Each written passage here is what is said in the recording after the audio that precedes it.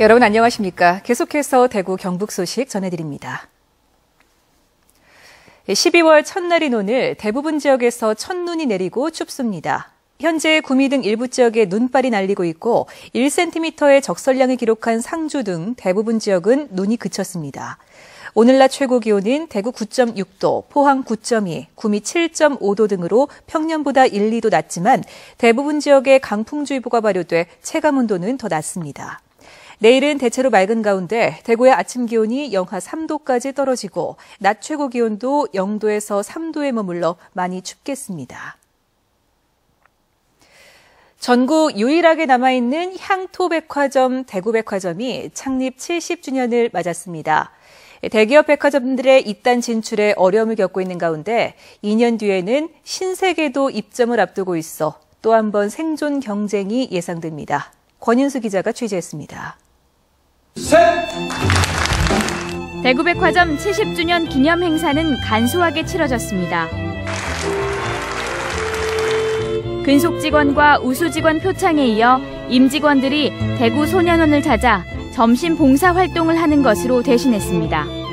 지역민들의 사랑을 또 지역민들의 후원을 또 기억을 꼭 저희들이 하고 70년 오늘 지났습니다만은 100년을 향해서 지역에서 아주 우뚝 선 그런 기업으로 저희 온 임직원들이 힘을 다 합해서 만들어 나가겠습니다.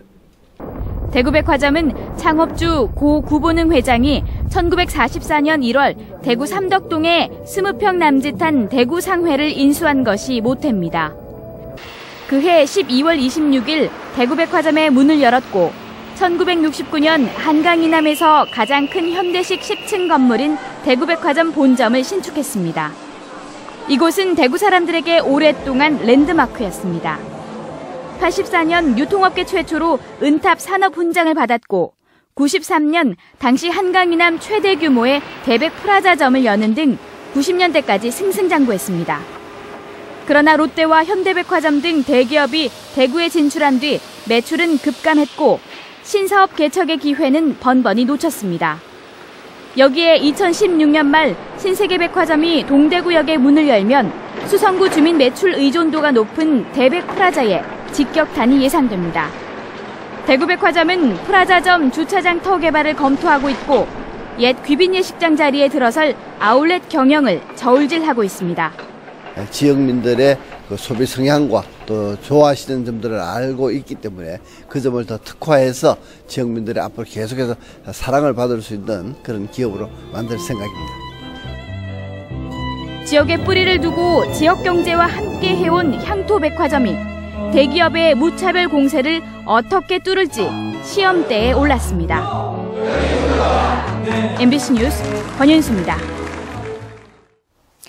경상북도는 경주에서 발생한 고병원성 조류 인플루엔자와 관련해 앞으로 3주간 경주와 영천, 청도, 경산 등 4개 시군의 토종닭 가금류 판매소 11곳을 폐쇄하기로 했습니다. 이와 함께 경상북도의 식당형 소규모 농가를 전수조사해 임상 관찰을 강화하기로 했습니다. 한편 중앙역학조사팀이 역학조사를 하고 있지만 경주 조류 인플루엔자 발생 원인은 아직 파악되지 않고 있습니다. 대구지방고용노동청은 봉화 석포 재련소 작업장에서 발암성 물질인 카드뮴이 하루 8시간 기준 세제곱미터당 0.025mg으로 노출 기준보다 2.5배 측정됐고 황산은 0.29mg으로 노출 기준보다 1.4배 높게 나왔다고 밝혔습니다. 석포 재련소에서는 최근 5년간 매년 20명 이상의 직업병 유소견자가 발생했으며 27건의 산업재해가 발생했습니다. 대구시의회 문화복지위원회는 열악한 대구시 재정 여건을 감안할 때 추진 여부가 결정되지도 않은 이우환 미술관 건립 예산을 받아들일 수 없다며 48억 원 전액을 삭감했습니다. 대구시는 시의회의 예산 삭감에 아무런 답변도 내지 않았으며 이우환 화백도 100억 원의 작품 구입비로는 미술관을 운영하기 힘들다는 입장을 대구시에 밝힌 것으로 알려져 이우환 미술관 건립이 사실상 무산 단계에 접어든 것으로 해석되고 있습니다.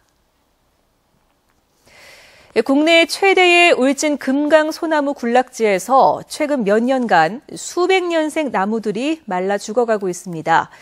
산불과 기상이변에 따른 스트레스가 주요 원인인 것으로 조사됐습니다. 한기민 기자가 보도합니다. 여의도 면적의 10배가 넘는 경북 울진의 금강소나무 군락지. 수령 200년이 넘은 나무의 껍질이 다 벗겨져 허연 속살이 드러났고 하얗게 말라버린 가지엔 잎이라곤 찾아볼 수 없습니다. 밑둥에는 말라 죽는 소나무에 주로 기생하는 한잎버섯이 피었고 나무좀이 갉아먹은 길도 나 있습니다. 수십 년 전 산불로 시커멓게 그을려 생장을 멈춘 나무 옆에는 죽어서 아예 쓰러져 버린 아름드리 나무도 있습니다. 죽어가는 나무는 확인된 것만 241그루. 수년 전부터 나타난 봄철 가뭄과 이상 고온이 원인으로 조사됐습니다.